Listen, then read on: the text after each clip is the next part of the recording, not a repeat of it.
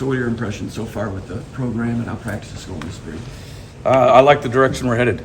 You can start to see just the culture from the top down. I think that the energy's there. I like the work that the guys put in this offseason. I am new, but walking in, you get a fresh perspective on just the now, what's taking place currently. And I think the team's coming together, and I like the direction we're headed in. What drew you to working with Jonathan again and obviously Brian, but with those guys, how much was that a draw? How much was getting back with Aiden after spending that early year? I think all of it came into play. It was a tough decision to come back here just because, my family, and you start to include them in the decision, and there's always challenges there. But in this profession, a chance to work for a head coach that truly values, work-to-life balance, and then just guys in this program that work hard to fit in, a chance to be around them again means a lot. And I think that's when you start to see coaches being retained and coaches wanting to stay with a certain head coach,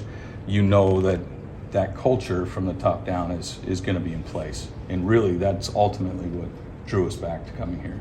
Did it feel like you just never missed a beat, like getting here, or were there changes you noticed, bigger kind of spotlight program, conference type of thing? There's definitely changes. But overall, my job right now, I'd get lost in ball and I'd jump in with the players. And so for me, it's a little bit easier to stay closed off. But definitely, the community's been great, going to the basketball games, going to the hockey games. I mean, it's a different feel for sure. And you can see the support from Spartan Nation and just the energy. It was really neat to have a chance to attend some of those events before we got started with spring ball. And then I can feed off of that. So I'm excited for the season right now. John, what do you think about Aiden's just sort of raw traits as a quarterback? What do you like about who he is sort of in the mold there, and where have you seen him grow from when you last saw him to where he is now, and I guess even the next step? Sorry for the multi-parts there. But. No, you're good. I think I'll start with coming in here. My goal was one, to get to know the room and establish a relationship with each of them. I did have a prior relationship with Aiden, but you still got to earn their trust.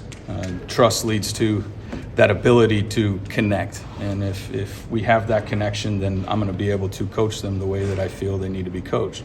But to do that, I needed to get in the room and feel them out, and I think the room is great. There's some energy from the young guys.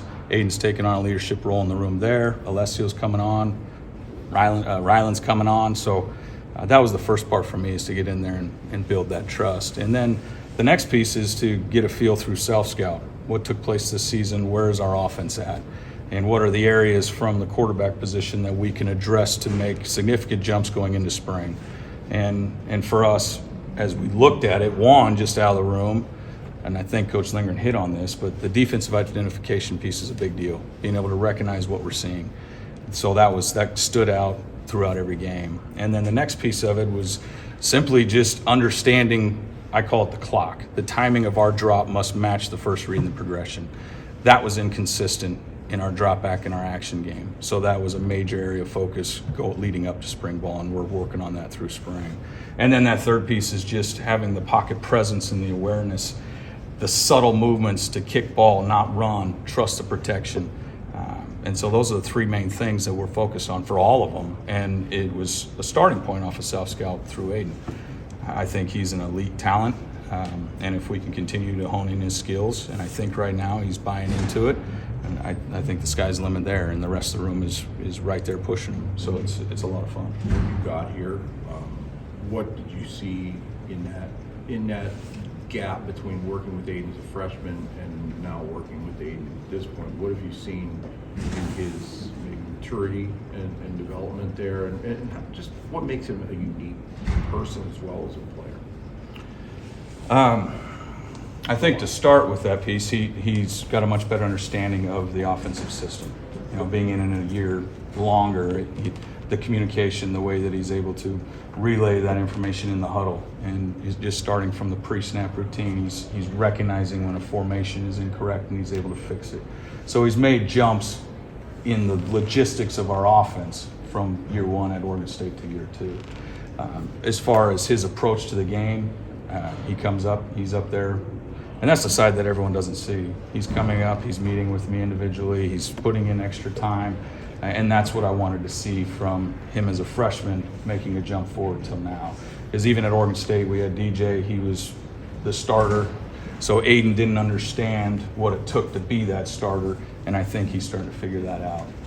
How much did you had your own job last year, but did you pay any attention to what was going on here? I spoke with Coach Lindgren throughout the year and the rest of the coaching staff, having a previous relationship, but in this profession you naturally bounce ideas, and we had a couple games where we crossed over. But no, primarily I'm lost in that moment. And so I didn't watch any of the games, I didn't watch any of the highlights or anything until after the season. And I think that was fun because it was neat to see the offense come to life in year one, get started with it, and then coming in, being able to provide an outside perspective, even though I know the system. And so that for us, I think, is something that we'll benefit from. You mentioned the younger guys were kind of pushing Aiden a little bit. Obviously, he's the starter. How would you rather it be, someone's right on his heels pushing him, or is it kind of nice to have a thing where he can, like you said, know he's the starter and have these guys coming up behind him and sort of a little more distant challenge? My job is to raise the expectations of the room as a whole, and we're going to do that. So I want everybody pushing each other, and the culture that we create in that room, I think, is unique. They are very much, they all get along, they are pushing each other, they challenge each other on the board with the film sessions, and they put their egos aside. Now when they get on the field, they're going to compete, and then that's our job to evaluate them and continue to help all of them grow. But just with this position, you've got to have more than one ready to go, and so that is the job, is to get multiple guys ready. We talked with a lot of the guys about the additional coaches, and you're obviously one of the beneficiaries of that expanded coaching limitations now, unenforced, whatever you want to call it. I'm wondering, from a coaching standpoint, what is the benefits that you're seeing in the first few months of having extra eyes on these guys on the field? Oh, I think it's better for the players. You look at the NFL model, they have an offensive coordinator in the room, they have a quarterback coach in the room, and then an assistant quarterback coach. I think it's a lot, especially for this position, to ask just one coach to do that. And so having multiple coaches that are qualified in the room is definitely going to benefit that person. And from overall a development standpoint, the more that we can get around our guys in this landscape, I think the better we're going to have a chance of keeping them here to develop them because of those relationships. And then from a coach's perspective, providing more opportunities is definitely an advantage. You mentioned that with Jonathan about the work-life balance of the profession. Does this help with that as well? Having, not where you got to be 100 miles an hour because you don't have maybe that extra help previously? Does that slow it down a little bit? I think so, and we all chose this profession because we love it. We love being around the game, we love being around the players, and we love teaching.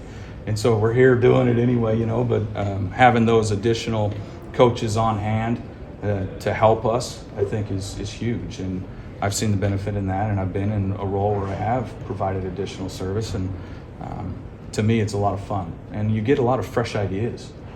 We don't just get locked in our ways. Just as a position coach, now you have a new voice in the room, and we should look at it this way. So I think there's a lot of advantages to that for sure. John, when you went back and watched Aiden, turnovers, especially first half of the season, were an issue for him. Do you trace that back to some of those things you were talking about, like the coverage ID and the clock stuff, or is there other things? And how much is just ball security and emphasis for him this spring? I do think there's some issues where we would predetermine where we're going with the throw. And so understanding defenses is going to help him work through some of those mistakes he made last year.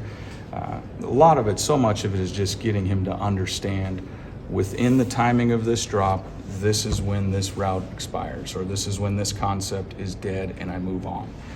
The one thing I do love is that he is an instinctual player, and he has the abilities to make those throws off platform or off schedule, and he trusts his players around him. And so now my job is to make sure when he takes those predetermined throws, that's operating within the system. We don't need him going outside of the system. We need him to operate within the system. And then when it breaks down, he can do things that nobody else can. And I know play caller, I guess, but using him as a runner, his ability there is how valuable can that be? Anytime I think you have a quarterback that's a true dual threat, it puts stress on a defense, and that's something we need to continue to grow in for sure.